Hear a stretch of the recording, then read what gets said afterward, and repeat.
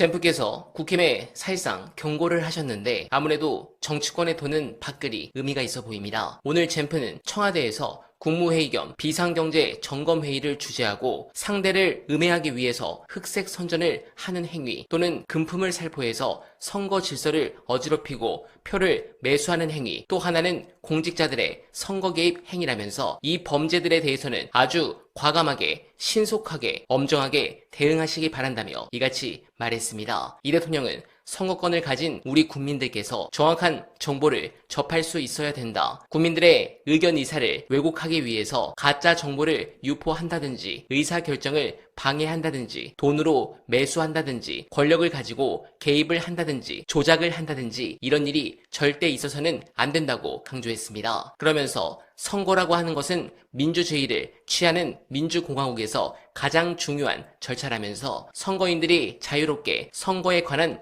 정보를 수집하고 그 정보에 의해서 합리적인 판단을 할 수 있도록 하는 것은 정부의 가장 큰 책무라고 생각이 든다고 했습니다. 네, 어제 재밌는 밥글이 하나 돌았습니다.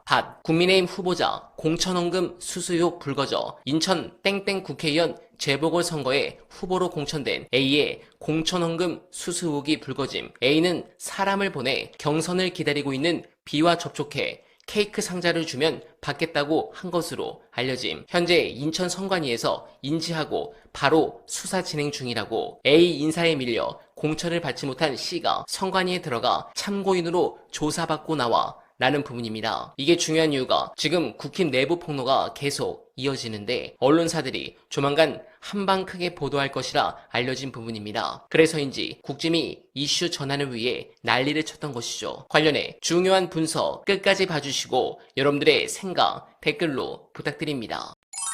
괜한 빌미를 줄 필요가 없고, 그리고 저렇게 특검법에 있어야지만 무슨 공소추사가 되고 이런 것도 아니고, 사실은 특검의 가장 중요한 임무는 그 진실을 규명해서 법적으로 확정시키는 일을 하는 거니까 그거를 기초로 해서 또 다른 발전적인 논의가 있으면 되는 거지, 특검법을 굳이 저렇게 무리한 그 얘기까지 들어가면서 해야 될 이유는 없는 것 같습니다. 그러니까 저도 그 부분이 굳이 선거를 앞두고 그렇게 그러니까 오해를 받을 수 있는 법안을 낼 필요가 있겠느냐 생각을 했는데, 당연한 건데 이걸 갖다가 왜 그럼 공소권을 갖고 취소할 수 있는 권한은 기존의 검찰에 그냥 남겨두라는 얘기냐, 이제 이런 주장을 이제 좀 하더라고요. 논리상으로는 그게 맞는 것 같긴 한데 일반 국민들 정서에는 지금 가뜩이나 선거 앞두고는 그게 먹히겠느냐. 아니, 논리적으로도 조금 부족함이 있죠. 이미 재판이 진행돼가지고 확정돼 버린 것도 있고, 거기에서도 지금 이상한 그 증거 조작이나 이런 사례들이 좀 나오고 있잖아요. 그럼 그거를 특검이 다시 수사를 해서 새로운 증거를 발견하고 그걸 통해서 말하자면 일종의 재심 사유가 생기는 건데, 그거를 그에 따른 절차 재심 내지는 아니면 그에 이은 공소 취소나 그 이전에 공소 취소나 그걸 통해서 할 수 있는 건데, 특검이 무조건 논리 필연적으로 모든 사건을 다 가져와가지고 그 연관돼 있으면 내가 다시 들여다보고 다 공소 유지 여부도 판단하고 아니면 공소 취소 여부도 검토하고 해야 된다라고까지 생각할 필요는 굳이 없죠. 그러니까 이제 민주당의 마음이야, 일거에 이 진실이 지금 이렇게 다 드러나고 국민적인 여론이 비등해 있는 상황에서 이거를 그럼 방치하란 말입니까? 그건 너무나 맞는 말이에요. 맞는 말인데 특검의 1차적인 목표는 진상규명이라니까, 국정조사에서 나온 얘기들을 증거를 통해서 얼마만큼 뒷받침할 수 있느냐까지 세팅을 해주고,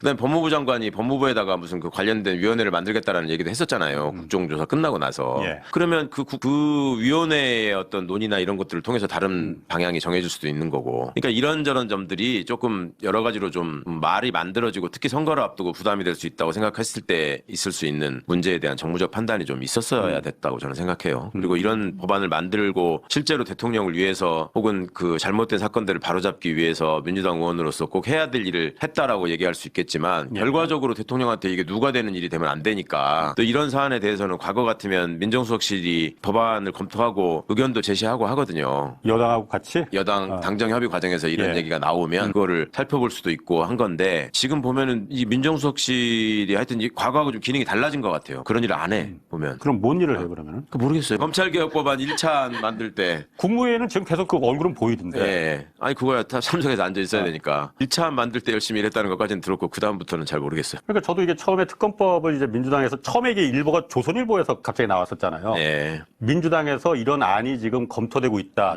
초안에 지금 들어가 있다. 뭐 이렇게 돼서 저도 사실 그때 뉴스공장 아침에 출연해서는 야 그거는 맞지 않는 것 같다. 그랬는데 그래서 그때 박성준 의원이 마침 나왔었거든요. 그래서 박성준 의원한테 그거 진짜 들어가 있는 게 맞느냐 그랬더니 초안에 들어가 있지는 않고 그냥 의견 중에 여러 가지 의견 중에 하나로다가 개별 의원들이 의견을 낼 수 있으니까 그 의원 중에 한 명이 그런 의견을 냈었다는 거예요. 초안에 들어가 있지는 않았다는 거야. 그래서 그럼 빨리 그거 오보라고 빨리 그 저희 조선을 그 발표를 해라 민주당에서. 잘못하면 저게 지금 선거가 코앞인데 그런데 그게 들어가 있더라고. 다음날 바로 그냥 그 박혀 있더라고 민주당 안에. 그래서 야 이거는 왜냐면은 굳이 그러니까 물론 특검이 수사를 잘하는 게 가장 목표고 그래서 공소 취소를 할 만한 사유가 되면은 지금 일반 국민들은 민주당 지지자층에서는 야, 검찰이 그래도 공소 취소 안 할 수가 있는 거 아니냐. 실제로 그럴 수 있죠. 그런 우려 있죠.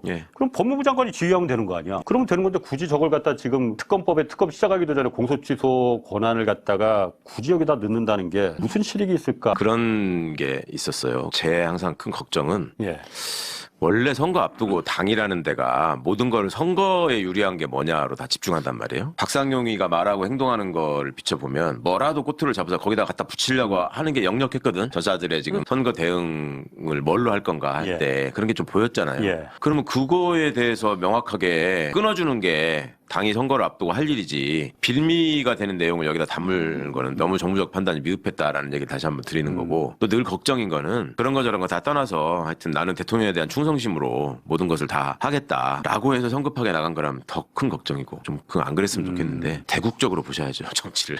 대통령을 위해서 그러니까 먼저 그럴까 일종의 설레발 뭐 그런 거면 그런 건 진짜 문제지만은 뭐 어쨌든 저 부분이 그래도 그것까지는 아닐 거라고 믿고 싶습니다. 일찌감치 정리가 돼서 정말 다행이라고 저는 생각해요. 정말 다행이라고 생각해요. 왜냐하면 이게 굉장히 민주당 지지자들은 상관없어. 야 특검에서 와서 거기서 조작서가 되면 당연히 공소취소 페이지 우리도 다 그 이해해요. 근데 그게 아니고 중간에 있는 사람들은 중도층 지지자들은 그렇게 생각 안 하거든요. 그렇죠. 그거 없애려고 만드는 거야 그러면? 이런 식으로 이제 받아들여 버리니까 계속 이제 언론은 그런 쪽으로 또 몰아가는 선동을 할 거기 때문에 잘 끊어낸 것 같습니다. 네, 공감합니다. 언론이 노리는 것은 바로 이런 정치적 이슈로 인해 보수가 결집하는 겁니다. 워낙 이 대통령의 지지율이 견고해서 이쪽에는 변수가 없을 것 같으니 민주당의 실수를 바탕으로 이슈화시켜 보수 지지층을 자극하는 즉 샤이 보수의 결집 말고는 없다고 보는 겁니다. 샤이 보수와 별개로 선거 막판에 보수 세력 결집 가능성은 여권에서도 인정하고 있습니다. 선거 캠페인이 막바지로 치달으면 보수든 진보든 결집 양상을 띠는 건 당연한 현상입니다. 그러나 이번 지방선거 국면에서 보수 결집세가 그리 두드러지지는 않을 거라는 게 대다수 전문가들의 예측입니다. 보수세가